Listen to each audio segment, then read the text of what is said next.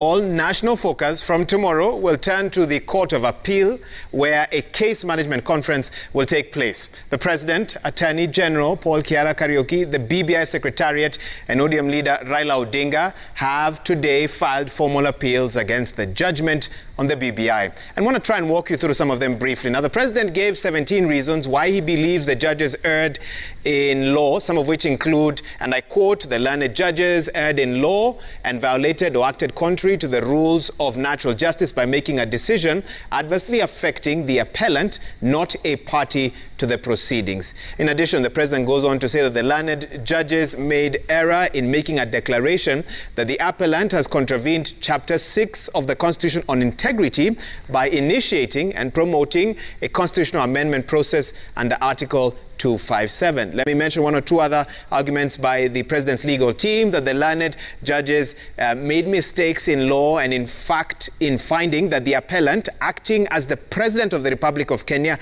can be sued in a civil court.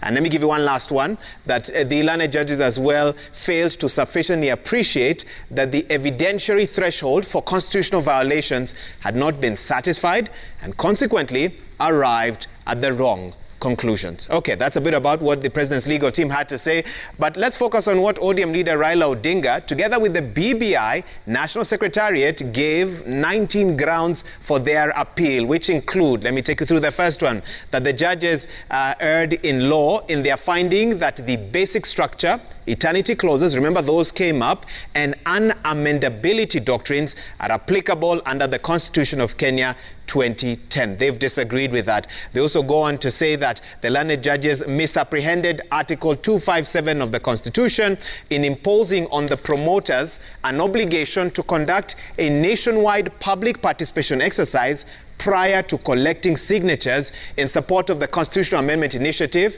and therefore made wrong decisions. ODM leader Raila Odinga, the BBI Secretariat, also say that the judges made mistakes in their finding that the Constitutional Amendment Bill 2020 was promoted by the President.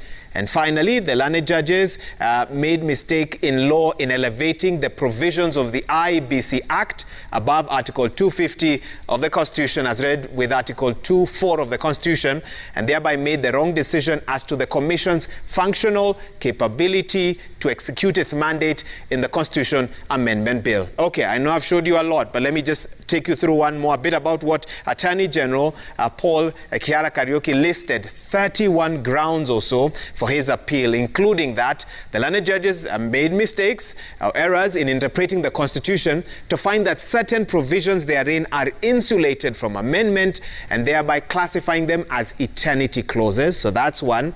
Another ground is that the learned judges were in error by misinterpreting and confusing the place and mandates of the BBI National Secretariat, the BBI United Kenya Task Force, and the BBI Steering Committee in the constitutional amendment process. Let me take you through two more. That the learned judges also were in error in finding that the IBC lacked the requisite quorum to make decisions connected with the Constitution of Kenya Amendment Bill 2020. And finally, the learned judges were in error by finding that His Excellency the President can be sued in his personal capacity.